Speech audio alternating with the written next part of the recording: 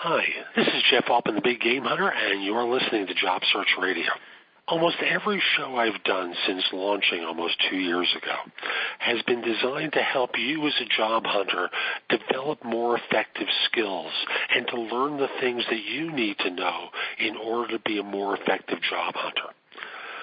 This show is different because it's designed to speak to parents, to talk to parents about how to be more effective in helping your son or daughter launch as an employee, launch as a business owner, launch, get a job, start a business, what have you. So my guest has written a book, and we'll talk about the book or the ideas in the book really over the course of the interview. So I hope you find it helpful in your life, and I hope you recommend it to others. And by the way, if you like the show, I hope you give it a review in iTunes and let people know that you really enjoyed it. So hang in there, and let's sing along.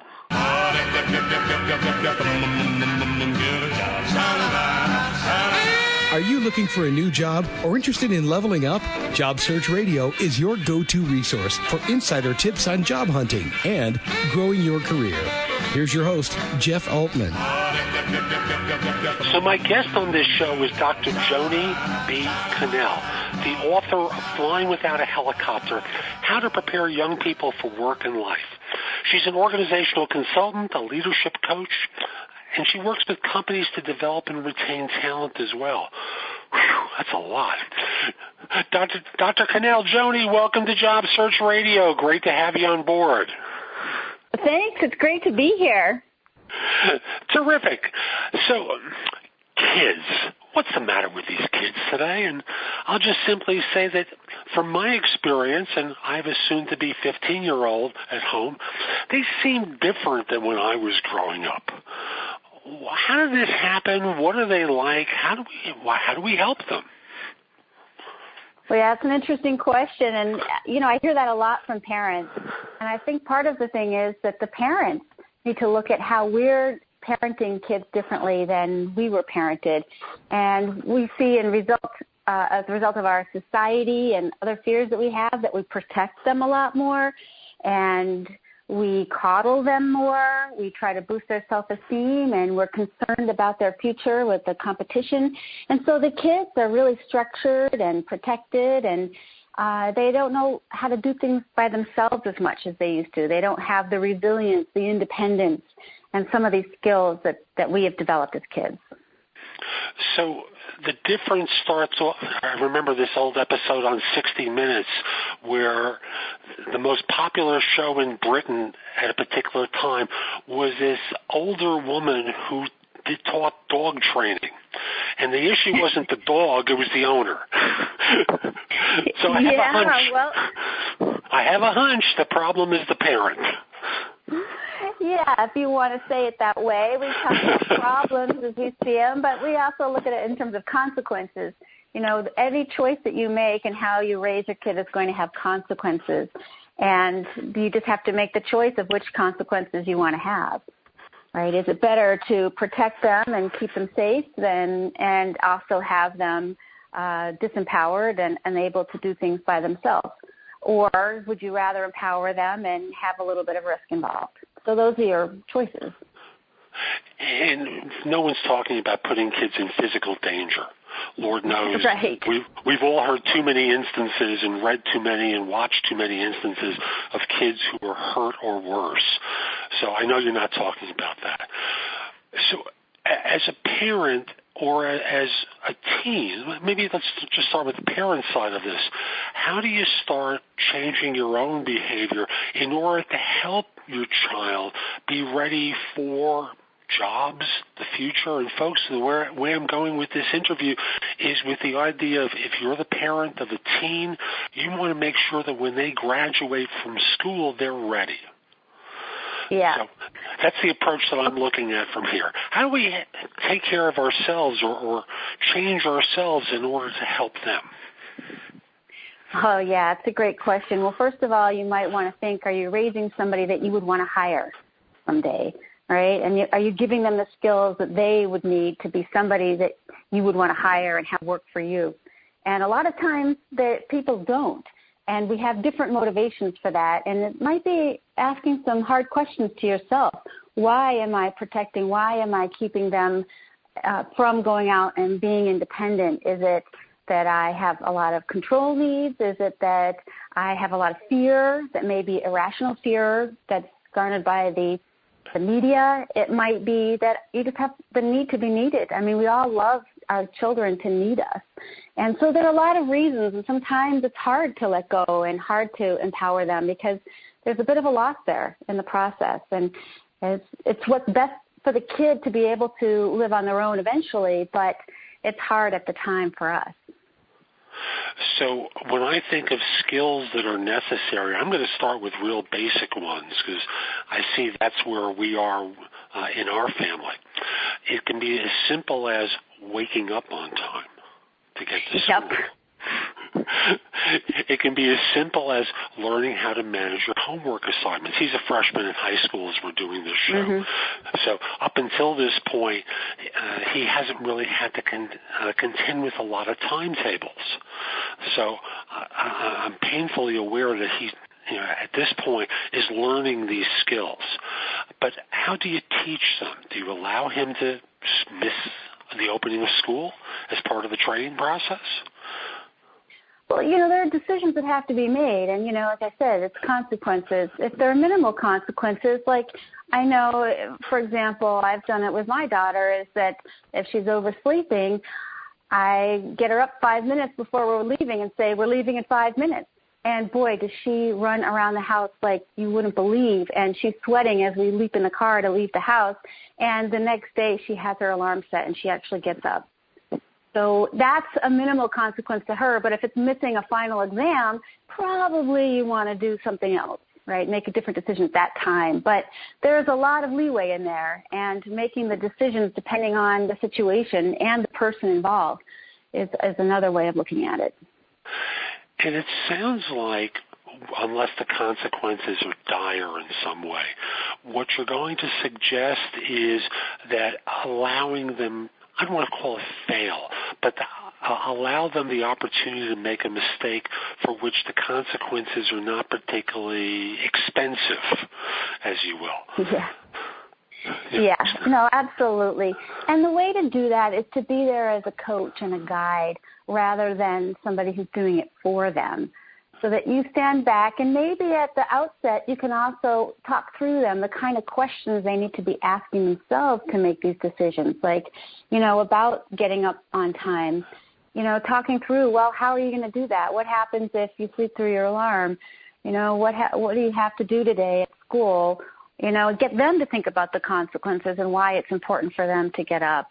And, then you can have them make these decisions and they can make mistakes. And then when they come back and they have made the mistake, you can talk through them. Well, what went wrong?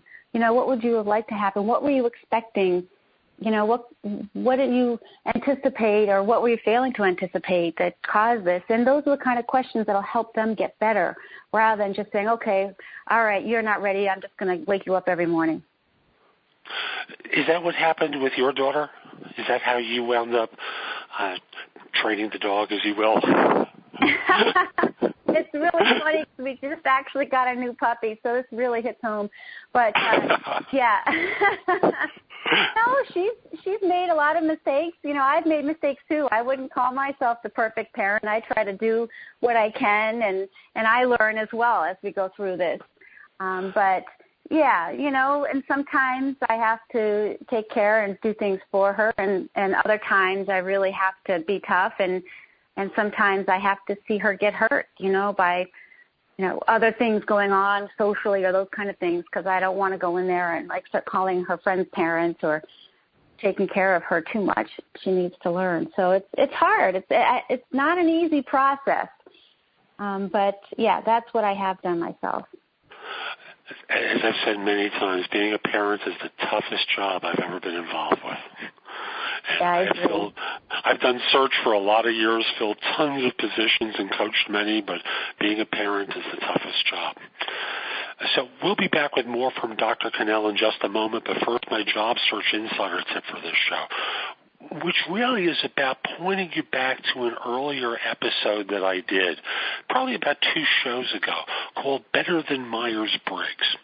I'm doing that because I think it's a really worthwhile show to listen to in order to consider, if you're someone who's considering a career change or a job change, it puts you in the position of learning about this one test called Core Map that will help guide you into understanding the kind of environment that you can do better in. It's not that you can't do well in a different kind of environment, but it will talk with you about the ideal environment for you and your personality makeup. And the show talks about the test and how it works. And at the end of it, my guest, Bruce Chodosh, spend some time making an offer where he says, email him, put the subject in the subject line Job Search Radio, and he'll take $100 off his $375 test. So I want to encourage you to do that. His email address is bruce@Spectracom, that's SPECTRACOMM.com. Email him, mention Job Search Radio in the subject line, and as I said, $100 off the Core Map exam. So let's come back with more from Dr. Connell and pick up where we left off. So I chose to start off by talking about a teen because that's my situation, and he's relatively early, first year high school. So we now, let's say, talk about a later teen or maybe someone early in college. How do you support them, or what sort of skills do you help them develop in order to ensure that by the time they graduate college, they're actually ready? Oh, that's a really good question. Some of these skills, again, are the same ones, developing independence and resilience and initiative to get out there and do it on their own. Another one that I work on a lot at that age is developing appropriate expectations to start to learn what they're going to be faced with when they graduate. A lot of people have been raised sort of being promised this wonderful light at the end of the tunnel. They have gone through all this education and worked so hard, and they're going to get this dream job. And when they get out there, they find that the job is actually the bottom rung of the ladder, and the managers expect them to do the grunt work, and there's this big mismatch there. Also, in terms of life, having to go out and support yourself and get insurance and get transportation, pay the electric bill and all that. It's a lot of work to do. So setting up the expectations and then having them develop the skills to be independent and start to do some of this on their own is where they need to be at that age. So when you start thinking about developing independence in a college student, this is a quirky one to bring up, but I think you mentioned it to me when we first spoke. Laundry? Do you let them bring the laundry home to you? That's actually the number one problem I hear from parents. Their kids go off to college and don't know how to do laundry. And it's funny because it does seem very basic, and it's simple things like that. When they're teens in high school, thinking about what it's like to live on their own, how to do laundry, how to clean, how to manage money. That's another big one. And how to really manage a budget, even more importantly. And, how to feed yourself in a healthy way and make sure you're getting the sleep and the exercise you need. So walking through those steps and thinking about what it takes, sometimes you have to backtrack a lot because once you've done something for 30 years or 10 years or whatever it is, it becomes so second nature you don't even know how to explain it. So you really have to go through the steps and remember back to when you were that age and the questions that they have, because trust me, when they're that young, they don't understand the simplest things about laundry. Like even one kid I heard didn't know how to get quarters for the laundry at school. She wanted her mom to give her quarters. And the mom says, well, can't you just go to the bank and get quarters or something like that rather than have her mom send them to her? So thinking about these little things and getting your kids ready to get out there and embark on their own lives, really important. It sounds like a real social work scenario where you're really breaking down the behavioral characteristics that you need to instill in your son or daughter and ensuring they have the experiences where they figure out that they can figure it out. Do I have that right?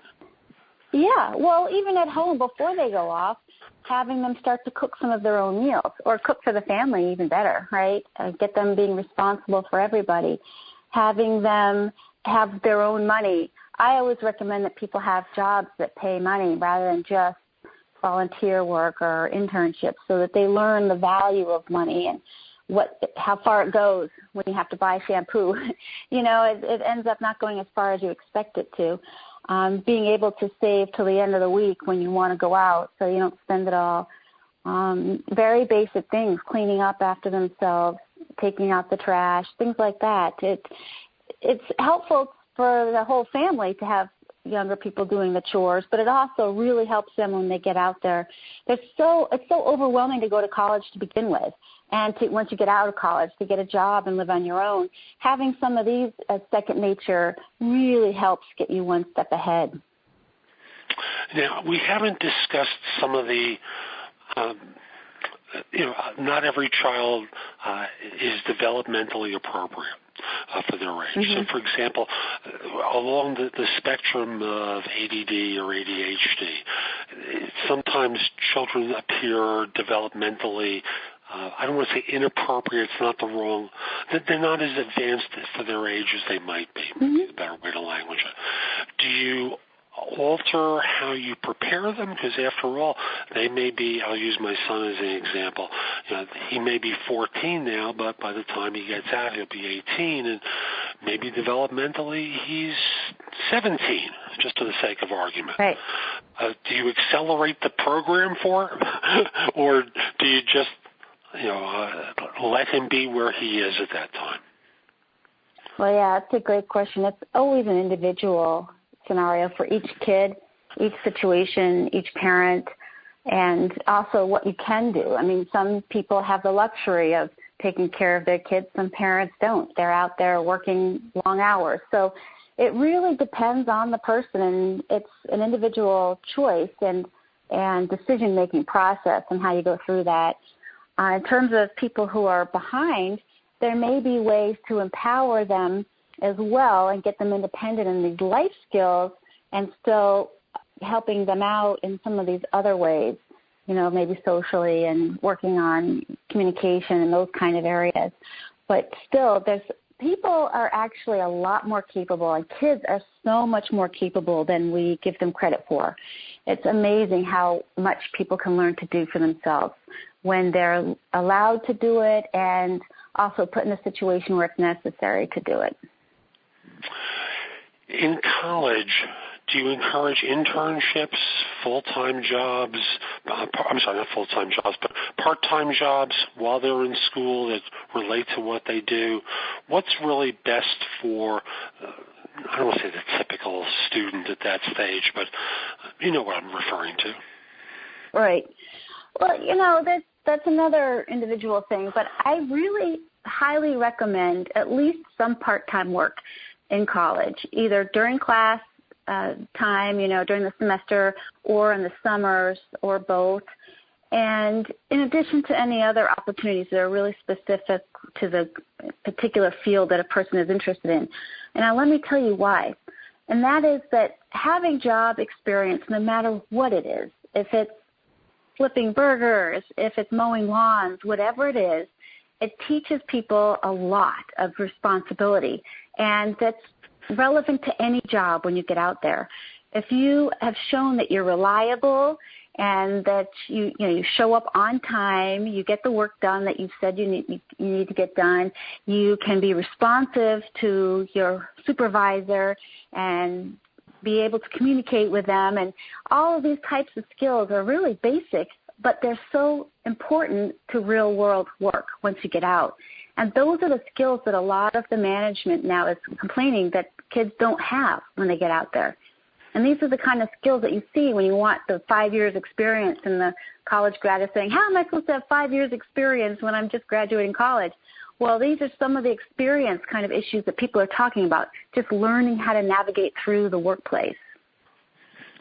It's very true. And what I would also recommend, I think, and please disagree if you feel it's appropriate, have the student be in a situation where they're asking their boss, give me feedback whenever you see me doing something right or when I'm not doing something right. Don't just wait until some arbitrary period of time. I've been working for you for a review. I was seeing a study recently that millennials hate reviews, and it's primarily because they feel like they're being blindsided, and they have no idea where some of the criticism comes from when it does, because managers haven't really communicated. So one of the ways to counter that is by encouraging managers to do more and giving them feedback as is appropriate, positive and constructive, shall we say. Does that fit in your thinking? Yeah, getting feedback is really important. And the question is, though, are you ready to receive the feedback when you get it? And that's another skill that's huge. And that's something that you can develop right away. That is being resilient. And another complaint that managers are having, and I think a fear that they're having working with some millennials, because the millennials aren't as used to getting criticism, even if it's a constructive criticism. They're used to getting A's in school and really positive encouragement from home. So when they get to the workplace and they're not doing what the manager expects, then they're having a harder time receiving that. So something to improve on now or brace yourself for is receiving feedback. And a simple way to do that is just to say thank you and process it after you get out of the meeting and however you need to, but not resist it during the time, but just thank the person and then give it some thought later. Yeah, I think thank you is one of the perfect responses rather than flipping out, which was one of the responses that statistically showed up in the survey. Cursing was another one. Well, now you know why managers don't want to deliver feedback, right? Yeah. Now, the good news is I think every generation, beginning with mine, and I'm one of those boomers that's still working, was never expected to adjust well to the business world. Lord knows the boomers were all a bunch of hippies doing drugs in the 1960s and 70s. And every generation that I've read about since, in one way or another, has had critical comments made about it and their inability to adjust to the world of work. Somehow or other, we've all managed to do it. We've all wound up being able to make that adjustment. So there's clearly hope for your millennial, or is it Gen Z now? Is the new generation that's coming up? Yep, that would probably be your son. He's probably right on the edge there between millennial and the Z generation. Wild. So in terms of getting them ready for work, how do you help them, or do you help them with class selection, with ensuring that they're doing their coursework while they're off at school, or do you let them go through it? And I'll come back with a follow-up in just a moment. Sure. Again, this is an individual scenario. Some people are more independent than others and able to make those choices, but if you're there as a coach rather than somebody doing it for them, it's going to empower them to start to learn how to make these decisions.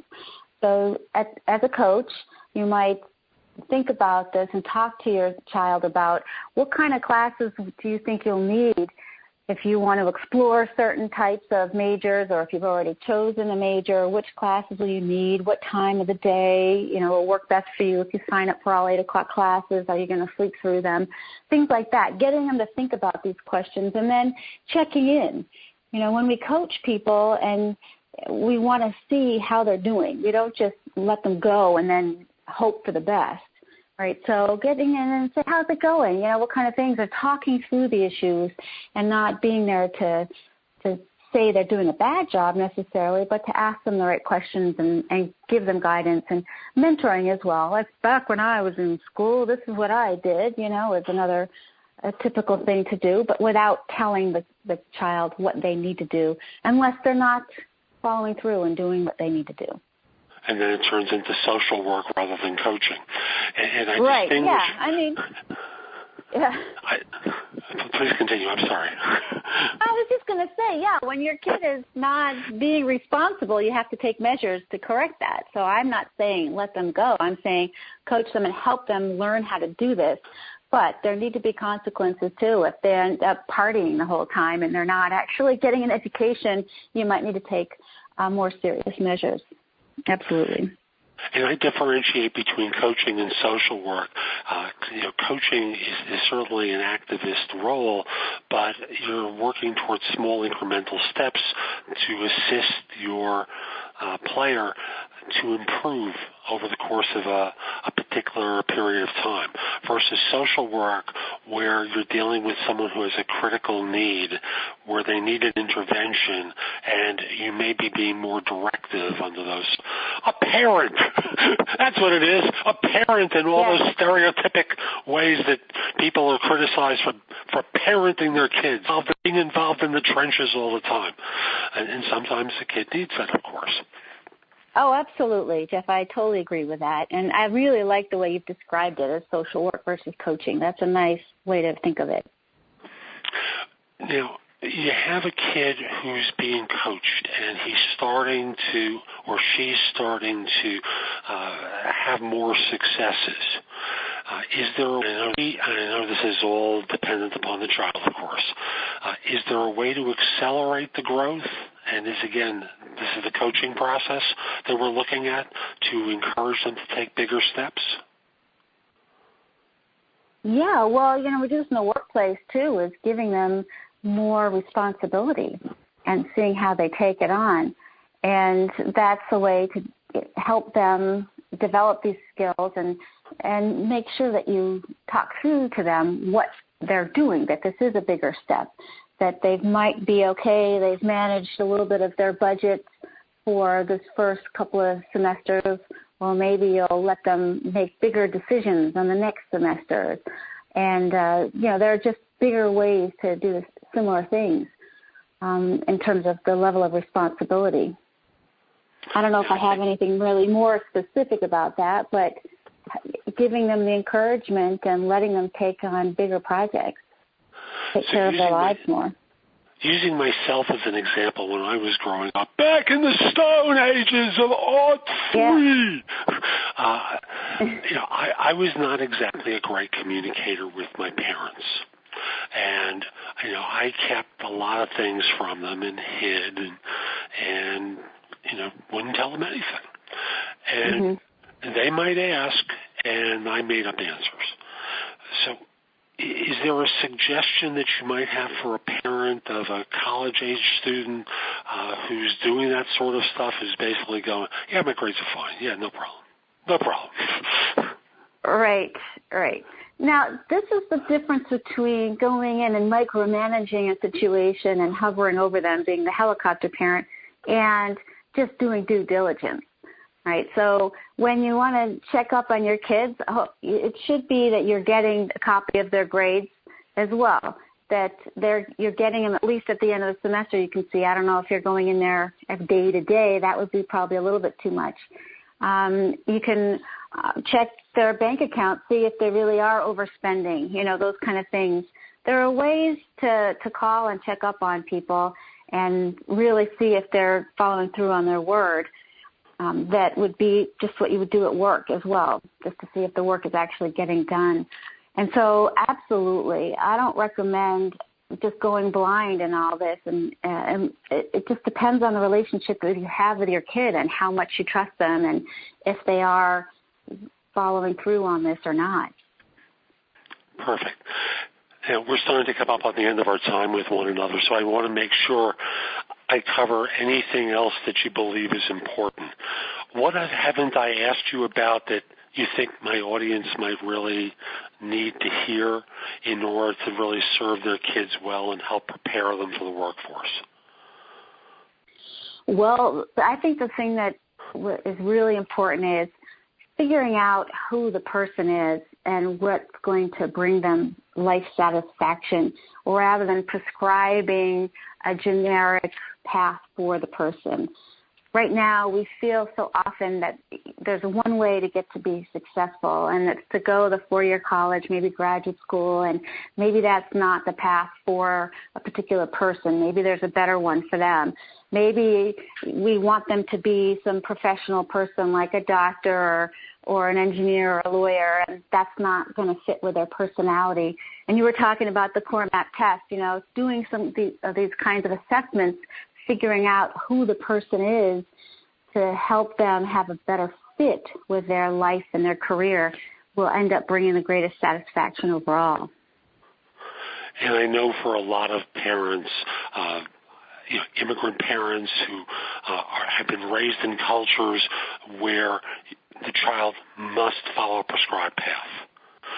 This is a very hard lesson to hear.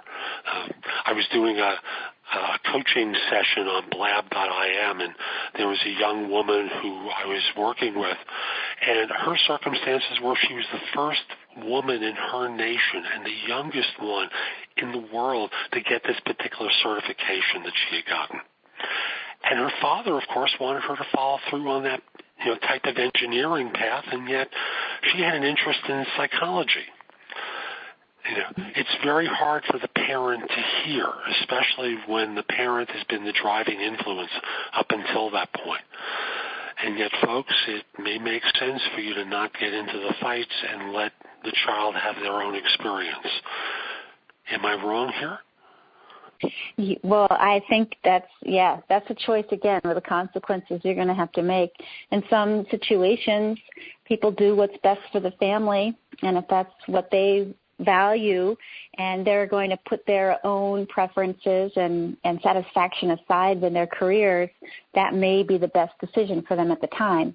But if you really want to go with where someone's strengths are and interests are and have them probably succeed in a more ways than one in terms of their life and happiness and probably being better at what they do, you might have to ease off and let them pick their own path.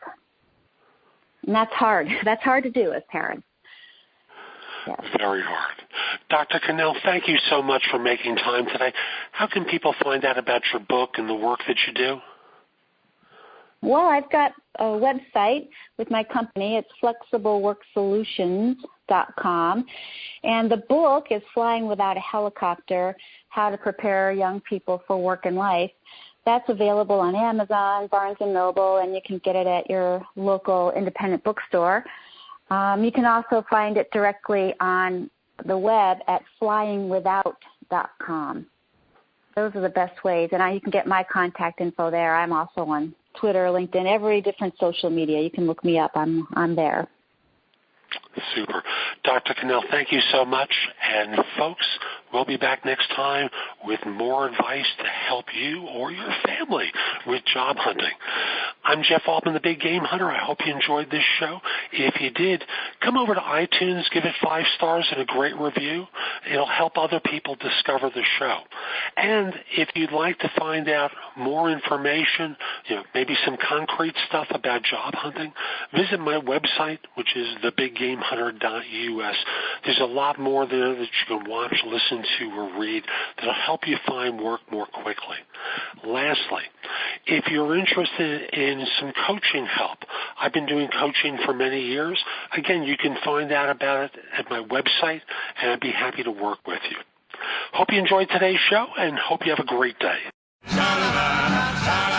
For more job search advice, visit Jeff's website at thebiggamehunter.us. That's thebiggamehunter.us.